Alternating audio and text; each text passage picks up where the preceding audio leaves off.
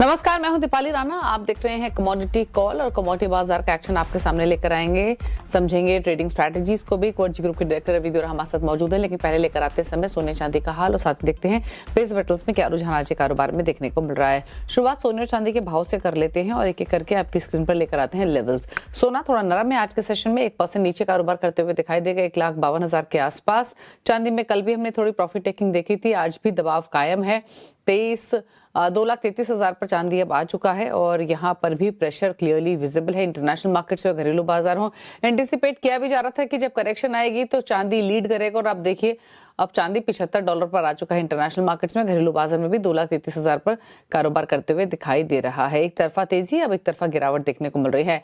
Energy pack पर भी नजर डालेंगे और देख लेते हैं वहां पर किस तरीके का रुझान देखने को मिल रहा है, खासतौर से नेचुरल गैस पर और साथ ही कच्चे तेल पर। नेचुरल गैस में लगातार हमने प्राइस करेक्शन देखा है क्योंकि, और अगर कच्चा तेल देखेंगे तो ब्रेंट $68 के आसपास ट्रेड कर रहा है। साथ ही अगर नजर डालेंगे नेचुरल गैस पर तो यहाँ पर लगातार गिरावट के बाद थोड़ा आज प्राइसेस फ्लैट है। थोड़ा सा एक टेक्निकल रिबाउंड हम देख रहे हैं, 1% ऊपर 282 पर कारोबार कर रहा है ये। बेस मेटल्स देखेंगे तो यहाँ भी कोई खास एक्शन नहीं है, ज्यादातर बेस मेटल्स लाल निशान में ही ट्रेड कर रहे हैं। 0.5% तक की गिरावट बेस मेटल्स में दिखाई दे रही है।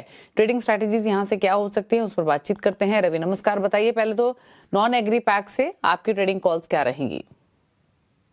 जब से ये बास्केट में पूरा, जब से चाइना बंद है तब से थोड़ा नर्वसनेस है। वो बुलियन हो, मेटल्स हो या एनर्जी पैक हो, सारी जगह एक रेड जोन में कारोबार हो रहा है। पर्टिकुलर आज के दिन काफी अहम है। Iran and US and Russia and US के बिटवीन जो जिनेवा टॉक है उसके हिसाब से थोड़ा अभी प्राइसेस हायर लेवल से गिरा है। थोड़ा ऑप्टिमिज्म है मार्केट को, इसमें से कुछ डेवलपमेंट आएंगे। हालांकि ये इफ एंड बर्ड्स है, अभी भी मिल्स की इसमें कुछ कंफर्म है नहीं। तो आई थिंक मुझे लग रहा है कि यहाँ पे थोड़ा मेटल्स में ध्यान रखें, जिसमें कॉपर में थोड़ा इन्वेंट्रीज बढ़ रहा है। एलएमई का इन्वेंट्री आप देखें तो जब से चाइना क्लोज हुआ है लगातार इन्वेंट्री बिल्ड हो रहा है, तो इस हिसाब से थोड़ा सेलिंग प्रेशर यहाँ पे कंटिन्यू हो सकता है।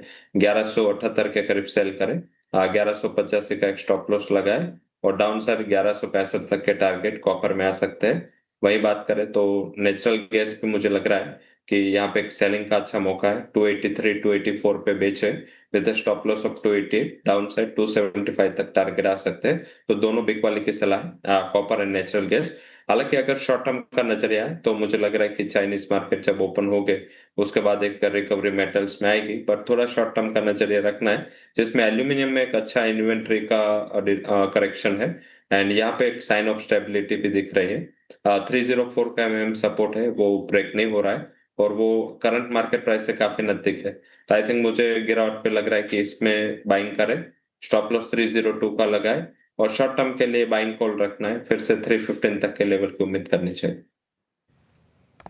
ओके, तो ये आउटलुक रहा आपके लिए स्ट्रैटेजी वाइज जो कि रवि ने शेयर किया है। अच्छा रवि, गोल्ड में ब्रॉडर व्यू यहाँ से आपका क्या है? इंटरनेशनल मार्केट्स में प्राइसेस 5,000 के ऊपर वापस रीगेन हुए, रुके थोड़े दिन, अब वापस 5,000 के नीचे स्लिप होते हुए दिखाई दे रहे हैं। हालांकि चांदी के मुकाबले तो करेक्शन उतनी शार्प नहीं रही है, थोड़ा ही नीचे सोना आया है अपने पीक लेवल से, बट यहाँ से ब्रॉडर आउटलुक क्या है, क्या रेंज आप देख रहे हैं? जब से ब्रॉडर यही आई थिंक जो हायर मींस के चांदी और सोने के बिटवीन एक बार 1.5 लाख का गैप हो गया था, वो सस्टेनेबल नहीं था और इस हिसाब से यहाँ पे मींस के चांदी ज्यादा गिरी एंड गोल्ड में इतना करेक्शन नहीं है। आज मींस के लॉन्ग टर्म ये रेशियो इस हिसाब से सस्टेन हुआ ही नहीं एंड उस हिसाब से देखे तो प्राइसेस में थोड़ा करेक्शन है। हालांकि करेक्शन अभी काफी एक्सट्रीम आ चुका है, ओवरसोल्ड के करीब सिल्वर है एंड सपोर्ट भी यहाँ पे बहुत नजदीक है। 2,29,000 से 2,28,000 के करीब एक बार लास्ट टाइम से रिवर्स हुआ था, वहां पे एक बेस सपोर्ट है। एंड गोल्ड की बात करें तो 152 का एम सपोर्ट है। गोल्ड मुझे लग रहा है कि ये आज की जो इवेंट है उसके बाद आउट परफॉर्म करेगा। आज शायद ये इवेंट के ऑप्टिमिज्म में प्राइसेस है वो पिक है, बट ऑल ओवर जब तक ये 4870 के नीचे क्लोज नहीं होता, ओवरऑल ट्रेंड पॉजिटिव मानना चाहिए। तो यहाँ से $40-50 के नीचे ये अच्छा एक सपोर्ट बन रहा है और जो करंट मार्केट प्राइस है 1% ही नीचे। तो ध्यान रखें, अगर आज का क्लोज ये मंथ के मैनेज हो पाता है 4870 के ऊपर, तो अगले 2-3 ट्रेडिंग सेशन में रिकवरी एक्सपेक्ट करें एंड हायर लेवल पे रेजिस्टेंस रहेगा 5,000 के करीब। यहाँ पे मुझे नहीं लग रहा है कि करंट फंडामेंटल पे वो 5000 के ऊपर स्टेबल हो। तो I think broader range 2 week तक रह सकती है और उसके बाद एक्सपायरी के बाद नई एक्सपायरी में मुझे लग रहा है कि प्राइसेस में कुछ आप अप मूव एक्सपेक्ट करें। एंड यहाँ पे सिल्वर में भी 2,28,000 का अहम सपोर्ट है। हालांकि पहला सपोर्ट 2,32,800 का था, वो ब्रेक हो चुका है। तो आई थिंक अभी मीन्स के उसके नीचे जाके आए हैं प्राइसेस 233 के ऊपर। तो मुझे लग रहा है कि आज का उसमें भी क्लोजिंग वेट करें। ऑल ओवर यहाँ पे जो अंडर परफॉर्मेंस है टिल ओपनिंग ऑफ चाइना, जो 24 को चाइना ओपन होगा, तब तक मुझे लग रहा है कि प्राइसेस में अंडर परफॉर्मेंस कंटिन्यू हो सकता है। ओके, चलिए, तो ये बात हुई सोने चांदी दोनों पर ही, ट्रेडिंग पॉइंट ऑफ व्यू से भी और एक ब्रॉडर आउटलुक के हिसाब से भी। रुक रहे हैं एक ब्रेक के लिए, लौटेंगे तो फोकस करेंगे एग्री बाजार पर, वहां भी ट्रेड्स को समझेंगे। जल्द वापस आते हैं। अब देख रहे हैं कमोडिटी कॉल एग्री बाजार पर। हम नजर डालेंगे, शुरुआत करेंगे स्पाइसेस के पैक के साथ, जहां पर कल की नरमी के बाद वापस रिकवरी देखने को मिली है, खासतौर से टर्मरिक जो है 2.5% ऊपर है। पहले टर्मरिक पर राय ले लेते हैं, क्या व्यू रहेगा आपका रवि?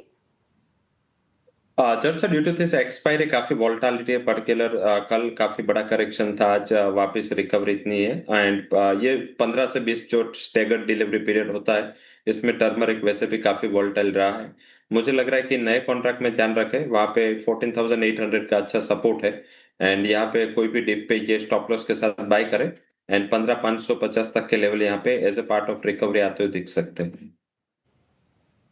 ओके, और बाकी स्पाइसेस पर क्या व्यू है फिर, चाहे वो जीरा हो या कोरिएंडर? जीरा एंड कोरिएंडर दोनों में एक रेंज बाउंड है, थोड़ा सप्लाई का भी प्रेशर यहाँ पे बना था और प्राइसेस इस हिसाब से 21,800 का आज सुबह में लो करके आए हैं जीरा में। और धनिया में भी 10,300 350 के अहम सपोर्ट है, वहां पे प्राइस टेस्ट करके आए हैं। बट मुझे लग रहा है कि धनिया एक बेटर कमोडिटी है, यहाँ पे 10,300 का सपोर्ट भी अच्छा है। तो ये स्टॉप लॉस के साथ बाय करें एंड 10,880 तक के लेवल आ सकते हैं। बट वहां पे मुनाफा वसूली भी करनी है, क्योंकि एक रेंज मुझे धनिया में लग रही है 10,280 से लेकर 10,900, यही रेंज में प्राइस ट्रेड करेंगे। तो ये रेंज का फायदा लेना चाहिए, लो लेवल पे बाइंग का मौका ढूंढना चाहिए। और ग्वार पैक पर क्या कमेंट्स होंगे आपके?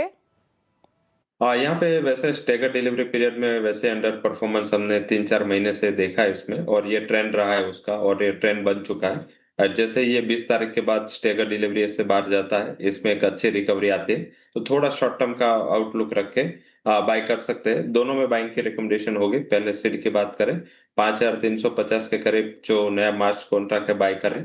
स्टॉप लॉस 5,300 का लगाए और 5,500 तक के लेवल यहाँ पे एक्सपेक्ट करने चाहिए। और गुआरगम में भी जो नया कॉन्ट्रैक्ट है मार्च, वहां पे बाय करें। वहां पे 9,900 के जितने करीब मिले बाय करें विद स्टॉप लॉस रखे यहाँ पे, वो होगा 9,790। एंड जो टारगेट है वो 10,200 तक आते हुए दिख सकते हैं। एक वीक के नजरिया रख के यहाँ पे दोनों में बाइंग का स्ट्रेटेजी ले सकते हैं। ओके, चलिए, तो ये रही स्ट्रैटेजी ग्वार पैक पर, और फिलहाल शो को समेटने का वक्त है। थैंक यू रवि आने के लिए शो में, सभी स्ट्रैटेजीज ट्रेडिंग व्यूज शेयर करने के लिए। रुक रहे हैं कमोडिटी कॉल में इसी के साथ एक ब्रेक के लिए। ब्रेक के उस पार आप देखिए आवाज समाचार। नमस्कार।